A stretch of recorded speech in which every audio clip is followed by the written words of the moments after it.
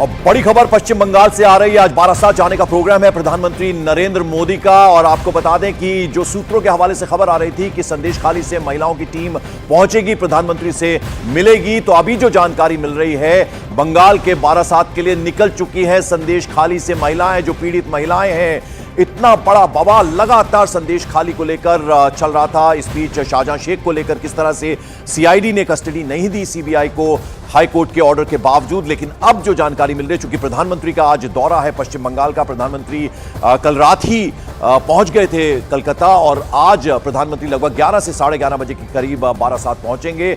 और अब जो जानकारी मिल रही है, जो इंफॉर्मेशन मिल रही है, वो ये कि संदेश खाली से रवाना हो चुकी हैं महिलाएं, प्रधानमंत्री से मुलाकात करेंगी। आशिका सिंह मेरी सहयोगी हमारे साथ। आशिका, क्या अपडेट?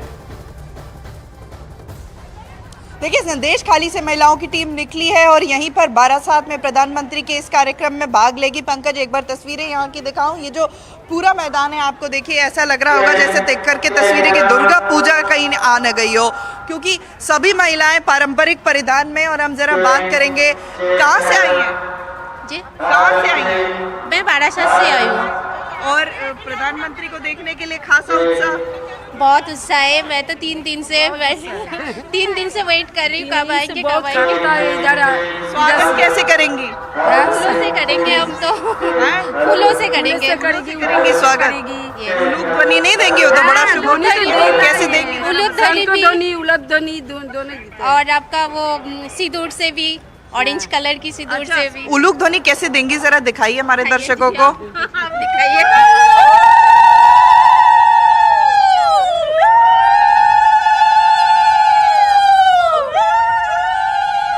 बड़ा शुभ माना जाता है, शुभ का परिचायक है पंकज। उलूक ध्वनि देकर के प्रधानमंत्री का इंतजार करती है महिलाएं। पंकज, आशिका, संदेश खाली की महिलाएं जो निकली हैं प्रधानमंत्री से मिलने वाली हैं, बहुत भावनात्मक क्षण वो होगा। और प्रधानमंत्री बहुत कंसर्न्ड भी थे जो कुछ संदेश खाली में हुआ था। बीजेपी के सारे नेता बारी बारी से पहुंच रहे थे संदेश खाली, कई बार उन्हें रोका भी गया और एसटी कमीशन की टीम भी गई, महिला सांसद भी गई, आप भी गई थी, आपने उनका दर्द जाना, उनके आंसू देखे। तो आज वो क्षण जब प्रधानमंत्री से वो मिलेंगी, वो बहुत भावनाओं वाला क्षण होगा। बहुत प्रधानमंत्री चूंकि उसके लिए बहुत कंसर्न है। देखिए पंकज, ये साफ कर दूं पहले कि इस जनसभा में जरूर शामिल होंगी ये महिलाएं, लेकिन प्रधानमंत्री से अलग मुलाकात फिलहाल उसका कोई कार्यक्रम नहीं है। लेकिन उनका यहाँ पर आना ये अपने आप में बड़ी बात है, क्योंकि उन्हीं के जिले में प्रधानमंत्री आ रहे हैं। प्रधानमंत्री जब पहली बार आए थे, आधे घंटे के भीतर 7 बार संदेश खाली का नाम लिया था। आज संदेश खाली को लेकर के क्या संदेश देते हैं, ये देखना फिलहाल जरूरी है। पंकज, बिल्कुल, तो रैली में बारासात की जो रैली है वहां पहुंचने वाली है संदेश खाली से महिलाएं रवाना हो चुकी हैं। जैसा का बता रही कि ये पॉसिबल हो पाएगा कि क्या उनकी अलग से कोई मुलाकात हो प्रधानमंत्री से या नहीं, वो देखने वाली बात होगी, लेकिन रैली के लिए वो निकल पड़ी हैं। मॉर्निंग प्राइम में अब हम अगर बात करें तो ममता बनर्जी के गढ़ पश्चिम बंगाल से एक और खबर आ रही है। देश के प्रधानमंत्री नरेंद्र मोदी तोहफों की बौछार करने जा रहे हैं। इस दौरान कई विकास परियोजनाओं का उद्घाटन और शिलान्यास किया जाएगा। खास बात यह है कि प्रधानमंत्री मोदी देश की पहली अंडर वाटर टनल का उद्घाटन भी करने वाले हैं। मेट्रो समेत कई दूसरी परियोजनाओं पर 15,400 करोड़ का खर्च होगा। अलावा इसके प्रधानमंत्री मोदी बारासात में एक जनसभा को भी संबोधित करेंगे। और जो अब जानकारी मिल रही है, नरेंद्र मोदी से मिलने के लिए संदेश खाली से महिलाएं रवाना हो चुकी हैं, यानी वो रैली का हिस्सा होंगी। प्रधानमंत्री इनसे अलग से मुलाकात करेंगे या फिर नहीं, इस बारे में अभी कोई कार्यक्रम नहीं है, कोई तय नहीं हुआ उस बारे में।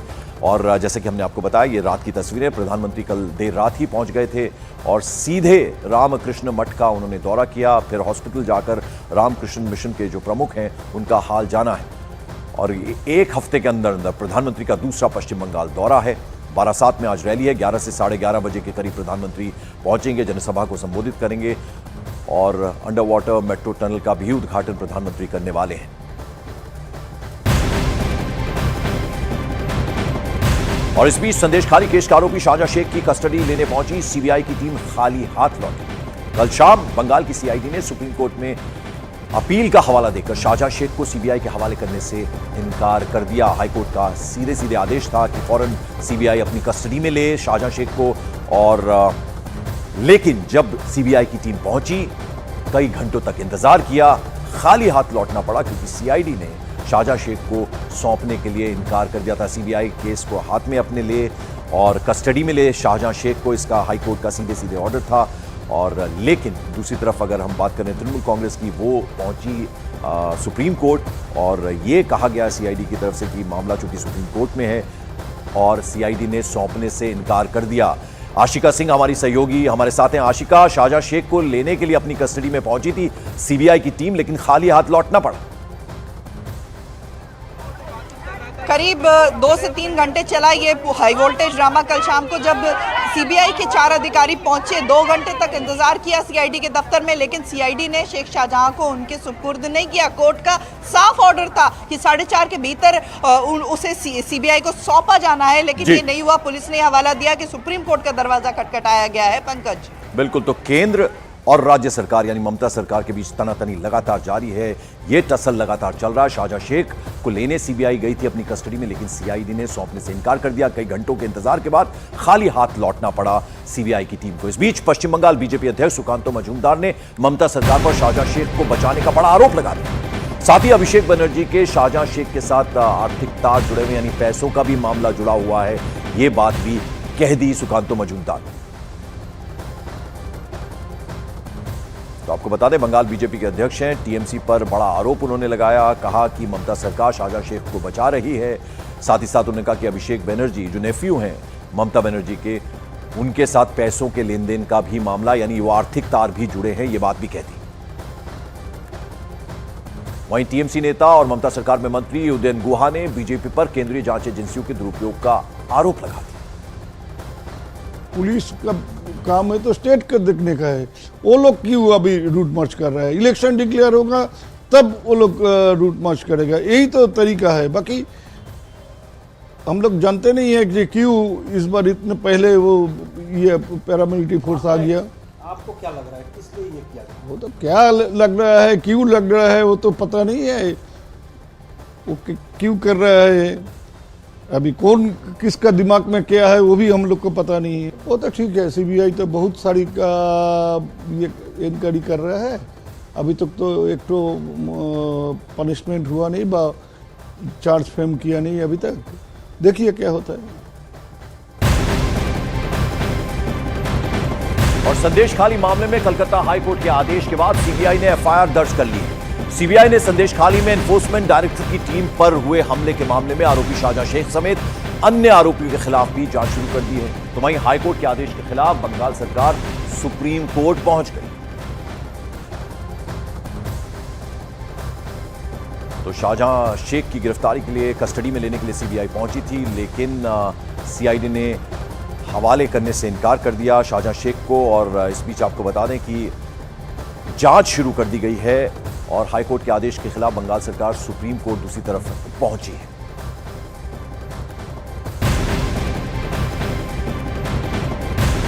और एक और बड़ी खबर पश्चिम बंगाल से है, जहां एनफोर्समेंट डायरेक्टरेट ने तृणमूल कांग्रेस नेता शाहजहां शेख की संपत्तियों को कुर्क कर दिया। ईडी ने शाहजहां शेख की 14 चल अचल संपत्तियों को कुर्क किया है। ईडी ने 2 बैंक खाते भी सीज कर दिए हैं और सूत्रों के मुताबिक उन दोनों बैंक खातों में करीब 13 करोड़ रुपए जमा थे। शाहजहां शेख पर ईडी ने यह एक्शन पश्चिम बंगाल के कोलकाता और संदेश खाली में बनाई गई संपत्तियों पर लिया है, यानी 2 बैंक खातों को सीज किया है। उसके अलावा 13 करोड़ रुपए भी जब्त कर लिए हैं एनफोर्समेंट डायरेक्टरेट की टीम ने। तो ताबड़तोड़ एक्शन जारी है। एक तरफ सीबीआई गिरफ्तार करने के लिए पहुंची थी, अपनी कस्टडी में लेने के लिए पहुंची थी, हालांकि सीआईडी ने सौंपने से इनकार कर दिया, खाली हाथ लौटना पड़ा। और दूसरी तरफ ईडी का जबरदस्त एक्शन चल रहा है। 2 बैंक खाते सीज किए गए, 13 करोड़ रुपए जब्त किए हैं एनफोर्समेंट डायरेक्टरेट ने।